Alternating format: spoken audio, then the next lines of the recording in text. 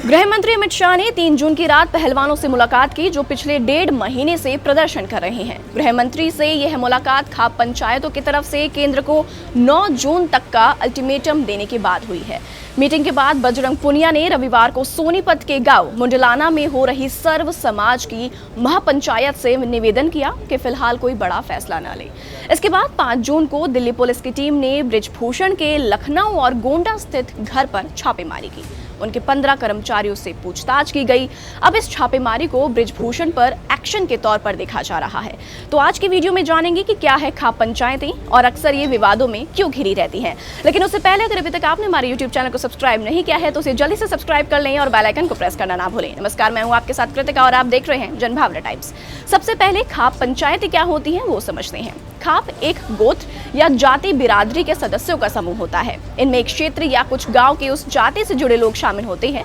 उस जाति के बुजुर्ग और दबंग लोग इन खाप का नेतृत्व करते हैं। इन खापों के प्रधान एक परिवार या वंश के ही लोग होते हैं। जो शख्स इस समय किसी खाप का प्रधान है, आने वाले समय में उसका बेटा उस खाप का प्रधान बनता है। जब किसी मुद्दे पर सार्वजनिक फैसला लेने के लिए किसी खाप के प्रधान सभा बुलाते हैं तो इसे खाप पंचायत कहते हैं। खाप प्रधान को चुनने के लिए कोई तय स्ट्रक्चर या नियम नहीं होते।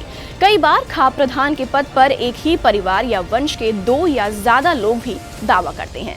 इसकी शुरुआत 14वीं सदी के दौरान हुई थी। इसके अलावा कानूनी कागजों में खाप शब्द की प्रयोग पहली बार 1890 से 91 में जोधपुर की जनगणना रिपोर्ट में किया गया था, जो धर्म और जाति पर आधारित थी। देखा जाए तो ये आमतौर पर 3 काम करते हैं: पारिवारिक और गांव के विवादों को सुलझाना, समाज के लोगों के बीच आपसी भाईचारे और विश्वास को बनाए रखना, अपने क्षेत्र और लोगों को किसी भी बाहरी हमले से बचाना।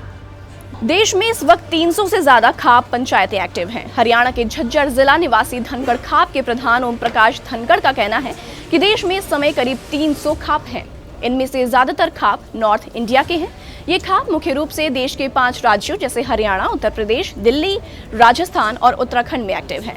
इसकी 2 मुख्य वजह हैं: समुदाय और समाज के स्तर पर होने वाले पारिवारिक, जगह, जमीन और दूसरे विवादों को खाप सही समय पर सुलझा देती है।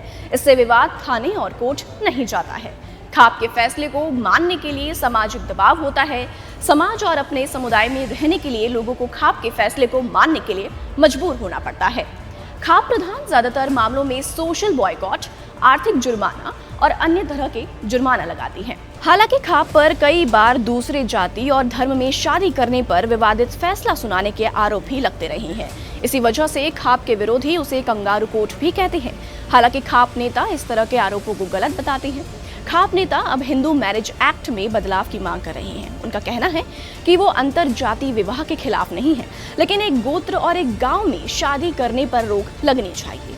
इसके इतर उन्होंने कई और विवादित फैसले किए हैं, जैसे रेप रोकने के लिए 15 साल की उम्र में शादी कर दी जाए, लड़कियों को जीन्स पहनने से मना कर दिया जाए, भाई की सजा बहनों को दे दी जाए, परंपराओं में हस्तक्षेप बर्दाश्त नहीं है, बेटी को जमीन देने पर समाज से बहिष्कार किया जाए। खाप को असली ताकत उससे जुड़े लोगों और उनके बीच खाप की सर्वमान्यता से मिलती है। लोगों को बुलाकर जब खाप कोई फैसला लेती है तो लोकल लेवल पर प्रशासन और सरकार भी अलर्ट हो जाती है।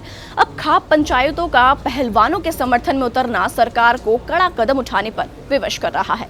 तो और भी ऐसी वीडियोस को देखने के लिए आप जुड़े रहिए जनभावना टाइम्स के साथ। नमस्कार।